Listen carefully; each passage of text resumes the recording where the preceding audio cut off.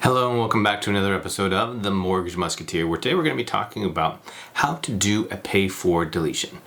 So, very important to understand that if you are going to deal with a medical collection, that you don't just pay it. You do pay for deletion.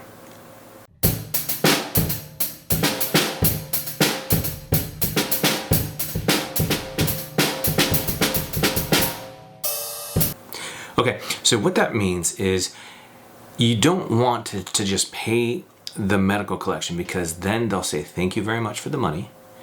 It'll go to a zero balance and it will stay on the credit report for up to 7 years.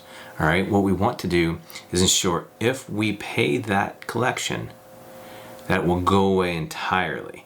So I hear all the time from clients that, oh, that was wrong, or hey, that shouldn't be there, or hey, I'm fighting that, or hey, my insurance should have paid that, etc., etc. Okay? Now, I understand, I empathize, and I sympathize. The issue is that it is on the credit report, and the hospital or the medical company, whoever it was that you originally owed the bill to, has turned that over to collections. And what that means is that that collection company has purchased that debt. So getting them to let go is going to be really difficult. Now, can you fight that with the insurance agencies? Sure. Can you fight that with the actual medical company? Perhaps. And that's another thing that I see is people go there and they go back to the hospital, and then they go to the collections department and they pay it. Well, they may pay that debt, but the medical collection people still have it out there. Very, very convoluted, very, very tricky. It's a mess. So all of that said, I'm not saying it's right or it's wrong. I'm saying your timing has put you in a bad position, because if you're trying to buy a home and that medical collection is on your credit report, there's nothing that you can do other than pay for it, pay for deletion, or stop what you're doing, fight it, and buy a home another day, right? It's very difficult to join those two together, because you're fighting insurance agencies and other entities that have a vested interest in the debt that you have created. Okay, so it makes it very, very complicated. And this is another reason why it's really important to get pre-approved before you actually look for a home, because it gives you time to deal with some of these and gives you options. So what we're going to talk about today is a scenario where you're trying to buy a home, you need to raise your credit score, you've got medical collections. Whether it's right or wrong, doesn't matter.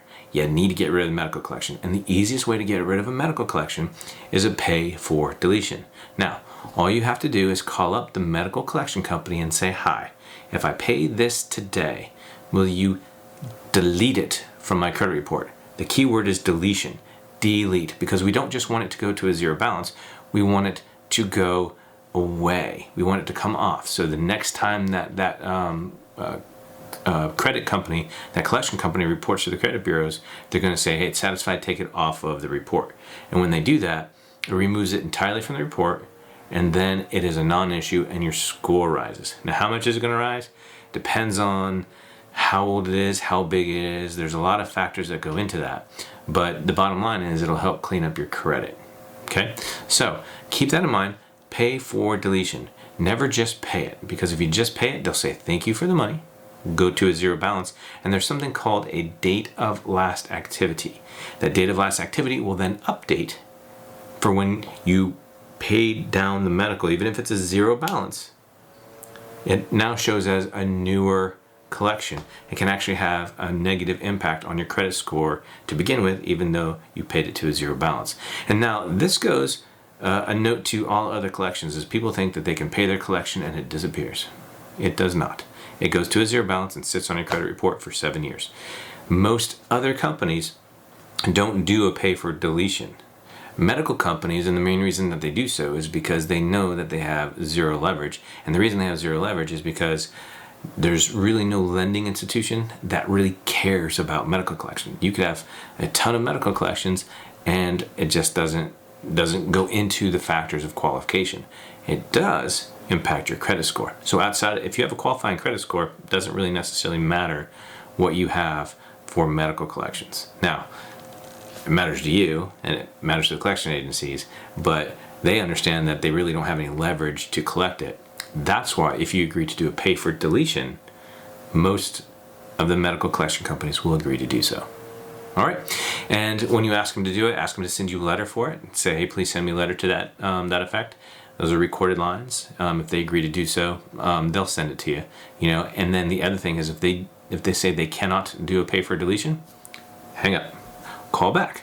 Call somebody else, because there may be somebody else that will actually work with you and do the pay for deletion. Now, if they say that it is against company policy, they cannot delete it from the credit report, hang up.